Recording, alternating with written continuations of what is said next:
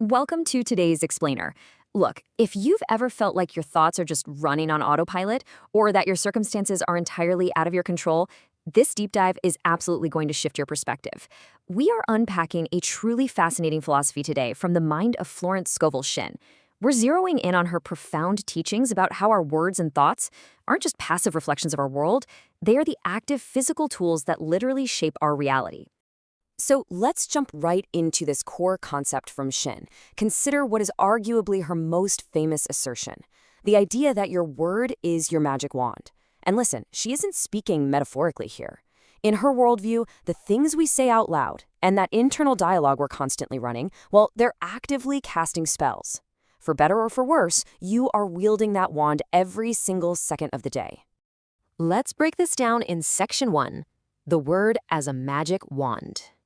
According to Shinn's text, every single word you speak emits a frequency, and she uses a really striking word for this. She calls it radioactivity. Basically, your words and thoughts are radioactive. They emanate from you out into the world, and they absolutely never return empty. If you're constantly venting about lack or fear or resentment, you're actively manufacturing those exact physical experiences. You're waving your wand and literally asking for trouble. But the flip side is also true, right? Speaking abundance actively creates abundance.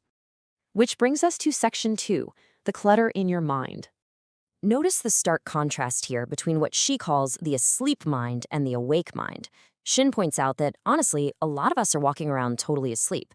We're completely fixated on lack, loss, sorrow, and anger. Think about it. We get mad at someone, and by holding on to that anger, we are actually giving them power over us. The awake mind, on the other hand, consciously focuses on health, wealth, and the divine plan. But to wake up, we first have to recognize all the mental junk we've been storing. It's really like we're wearing masks, which brilliantly illustrates the problem. Think of these masks as the dream of opposites that Shinn describes. Holding on to grudges or feeling like you're just an inherent failure acts as physical clutter in what she calls the house of the mind. It's an illusion. It's a mask that completely hides your true potential and keeps you trapped in that asleep, limited state. So how do we fix it? That's Section 3, using the spiritual broom. This right here is the definitive core lesson of Shinn's teachings. If you want to use your word as a magic wand, you have to wield what she calls the spiritual broom. Now, she defines this not as a physical object, obviously, but as a specific, highly active mental workout. It's a tool of your consciousness designed specifically to sweep away those deeply ingrained beliefs in lack, failure, and disharmony. Let's be clear, this is not passive meditation. This is active, aggressive mental housekeeping. Shinn actually provides the exact affirmation to use when you need to clear your mind. She says, "The inner power sweeps from my mind, body, and affairs all that is not in the divine plan, and puts my house in order, now and forever." This is exactly how you use the broom. You don't just sit back and hope the negative thoughts eventually leave. You actively command them to be swept away. You might be wondering, why does this specific phrasing work so well? Well, it's because using a vivid, active verb like sweep actually gives your subconscious mind a concrete physical action to execute. Your subconscious doesn't really understand vague, abstract philosophy. It understands powerful imagery. When you command it to sweep, it goes right to work clearing out those negative thought forms that have been blocking your success. Once the house is clean, we move to Section 4, christening failure as success. I absolutely love this breakdown because it takes a highly mystical concept and turns it into a totally practical 3-step formula.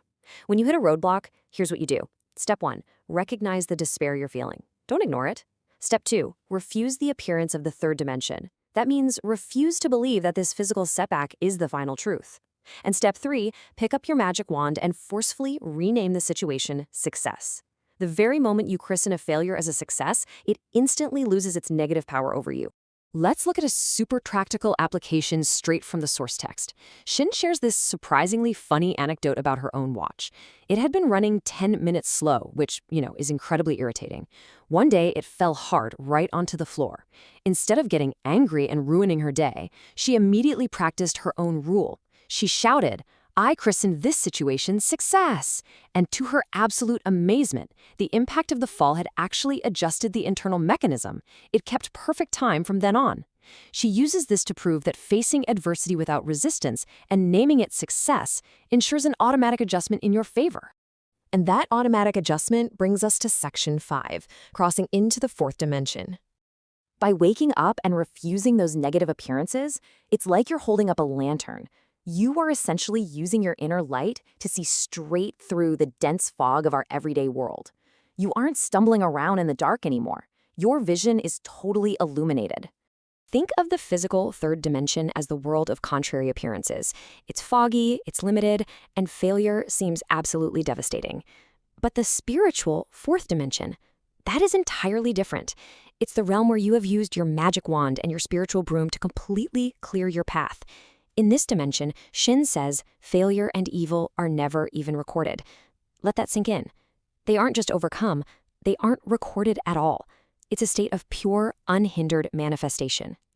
As you practice these mental tools, as you relentlessly sweep the mind and christen your failures, you can use this beautiful affirmation. Shinn writes, "The sun now rises in my mind and body, and I clearly see the fulfillment of my heart's desires."